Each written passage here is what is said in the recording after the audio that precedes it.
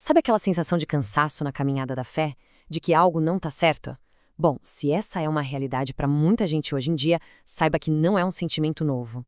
A gente vai dar uma olhada em um documento, um manifesto da Igreja Cristã Anglicana no Brasil, que fala exatamente sobre isso e aponta um caminho de volta ao que realmente importa. E o ponto de partida desse manifesto é justamente esse: reconhecer que existe um esgotamento no ar. E não é aquele cansaço de uma semana corrida, sabe? É algo mais profundo, um cansaço espiritual mesmo. E a ideia do documento é ir direto na raiz desse problema para entender o que está acontecendo. Exato. E olha só o que o manifesto diz. É bem direto. Um mundo cansado de falsos mestres e profetas com comunidades de fé enraizadas apenas no lucro. Puxa, isso toca numa ferida, né? Descreve uma frustração que muita gente sente ao ver a fé sendo tratada como um produto e líderes que parecem mais preocupados com o bolso do que com o espírito. Tal. Tal cenário é isso, um cansaço geral. Mas e aí? Qual é a saída? O interessante é que a proposta do manifesto não é criar algo novo, uma fórmula mágica. Pelo contrário, é um chamado para voltar para casa, sabe? Para dois pilares que eles chamam de inegociáveis. E o primeiro desses pilares bate de frente com tanto modismo que a gente vê por aí. A ideia é bem simples, na verdade. Em vez de seguir tradições humanas, que muitas vezes só complicam e até escondem a mensagem principal, a proposta é voltar para a Bíblia. Só a Escritura como regra de fé. A ideia central é que a verdade, pura e simples, já basta.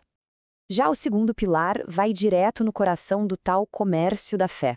Ele reafirma que a salvação é um presente, é de graça, vem de Deus. Não é algo que se compra, se negocia ou se consegue por meio de alguma manipulação espiritual. A mensagem é clara, né? A fé não é mercadoria. Ok, mas aí fica a pergunta: como garantir que esses princípios não se percam com o tempo? Como proteger essa essência?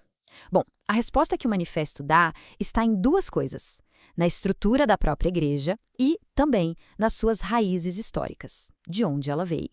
E essas raízes são bem profundas. A gente está falando de uma inspiração que vem lá do cristianismo celta, que cresceu, sabe, na base da fé mesmo, longe dos palácios e do poder. Também bebe muito na tradição de Agostinho, que sempre defendeu a soberania da graça de Deus.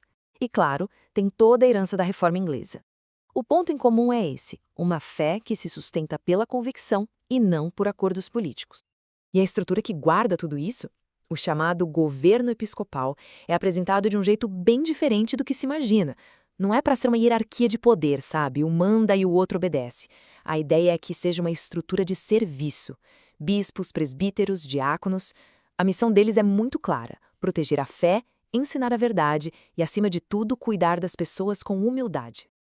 Certo? Então a gente já viu os princípios, a estrutura, mas e na hora do vamos ver?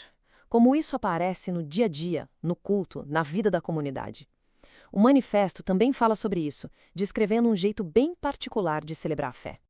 Eles usam um termo que pode soar estranho: low church, ou igreja baixa.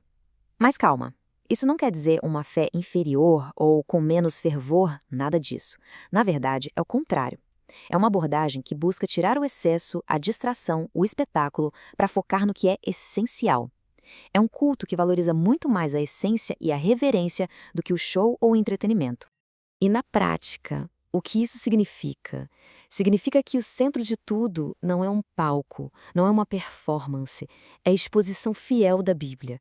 E a partir daí, o resto acontece naturalmente. A oração que vem do coração, o louvor que é cantado por todo mundo junto e a comunhão, o relacionamento real entre as pessoas.